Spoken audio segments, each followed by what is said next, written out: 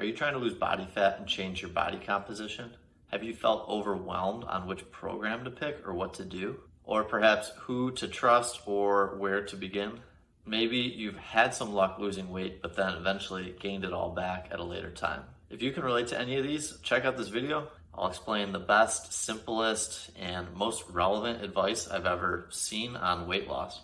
What's up, everyone? My name is Dr. Daniel Ricciardi. I'm a gut health expert, licensed pharmacist, functional medicine practitioner, and fitness enthusiast. I help clients resolve bloating, gas, and other digestive issues so they can look and feel their best. Part of looking and feeling your best definitely involves maintaining a healthy weight and body composition. Getting in your best shape for summer, maybe some kind of 30-day cleanse or some kind of vacation that you may have planned, that's all great, but shouldn't the real goal be to maintain that every day for a long-term period of time? The fitness industry is a muddled disaster of information. While some of the information in products are actually useful and accurate, a lot of them are also not helpful and can even be detrimental to your progress and goals.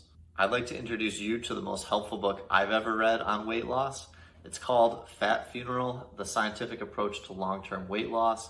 This was actually written by a close friend of mine. His name is Daniel DeLumo. Dan wrote this book after completing his own weight loss journey, which included more than a 40-pound weight loss, which he has kept off, and he discusses that right here in this book. While the author Daniel was going through his own weight loss journey, he noticed that everything that he read about weight loss was kind of anecdotal stories of things that worked for people, which are great in their own means, don't get me wrong. However, either that or suggestions that weren't really backed by science. They may be promoting some sort of product or something along those lines. So the author spent 2 years researching and eventually wrote this book, Fat Funeral, to provide a thoroughly researched approach to long-term weight loss and also chronic disease prevention. There's over 1,500 references to clinical studies in this book. To summarize it, he did a shitload of research and knows what he's talking about. To the best of my knowledge, that is more than any other book on this topic that's ever been written. This book is intended to help people with true long-term weight loss and helping that weight stay off. It does not promote any protein bars, detox pills, or weight loss supplements. And just a quick note before I continue, everything I'm talking about here is my own interpretation of the book and does not necessarily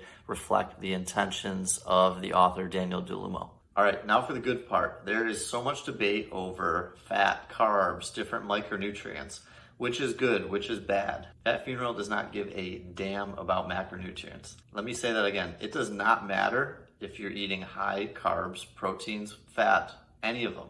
Inside the book, the author provides various examples of different civilizations eating vastly different diets and ending up with virtually no obesity or overweight people and virtually no chronic diseases. This should interest literally every single person that comes across reading this book as to how this can be possible. Some of the populations in this book eat an incredibly high amount of fat in their diets. In terms of percentage, well over 50% of their calories coming from fat, while other civilizations ate an incredibly high percentage of carbohydrates. One in particular ate, I think it was over 90% of their diet came from carbohydrates, and even a big portion of that came from honey. While all the diets in the different civilizations varied, there was one thing in common. The one thing in common was they only ate these one ingredient, whole natural foods. When I say one ingredient foods, I mean real food. Food with no additives, food that hasn't been processed. It didn't matter whether the diet was high carb, high fat, high meat. One ingredient foods, healthy weight, virtually no chronic diseases. As a quick note, this advice doesn't apply to every single person in every scenario. If you are allergic to a specific food or if you have a food sensitivity that you know, obviously avoid that food. Another good thing about one ingredient foods is that in general, they are more filling or provide more satiety than foods that are processed or have multiple ingredients. This means that you can eat and get full off fewer calories. For example, a medium whole baked potato has about 110 calories, which is the same as a small bag of potato chips. Without even eating either of these foods and just thinking about them, which of them is going to be significantly more filling? The author goes on to explain that there are 4 main ingredients in our food supply that are incredibly prevalent and, for lack of a better term, have been keeping us fat for a long time. The first is added sugar. This is by far the worst of the 4. A regular soda has about 250 or maybe even more calories. I don't know because I don't really drink them. but I've drank them. It's been a long time, but I have, and I can down one like it's nothing and easily have a couple more as well. They're very addicting and very not filling. Technically, sugar is a one ingredient food, but for most people, you wouldn't just eat a spoonful of sugar just all by itself with nothing else added. If you are doing this, stop. The second is white flour. It's basically sugar. It provides a very high insulin spike for most people. It also contains gluten, which is very bad for gut health. I talk about gluten a lot in other videos. I won't get into it in this one just for the sake of time. The third is processed meats. This includes more than just hot dogs and bologna, but also a lot of deli meats, pepperoni, and many others. And the fourth one, final one, is added oil. And this one kind of slides under the radar. There's a lot of talk about sugar and even processed meats being bad, but nobody's really talking about oil, especially oil that's added to food. Most oils that are added to food, they're not that healthy extra virgin olive oil, avocado oil, coconut oil, things like that. They're more likely to be vegetable oils, sunflower oil, soybean oils, these oils that have a lot more omega-6s as compared to omega-3s. In this book, the author explains what to do in very simple terms. He gives some suggestions for best habits in order to improve your body weight and body composition. I say body composition a lot instead of weight loss.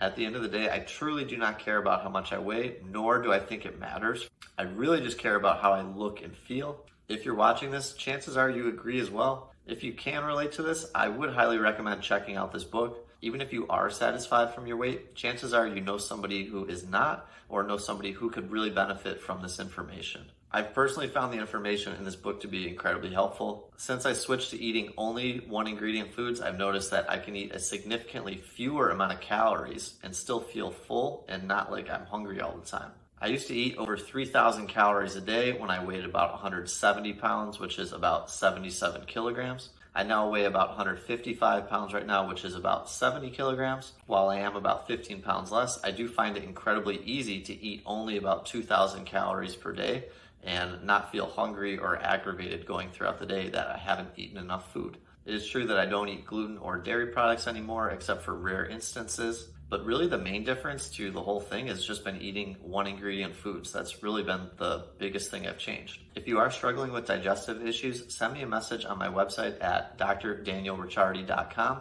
and tell me what challenges you're facing. I offer a free 30-minute call for prospective clients. If you learned something from this video or found it helpful, please give me a thumbs up and subscribe to my channel. I post new full-length videos every Monday at 6 p.m. Central Time. Thank you for watching and have a great week.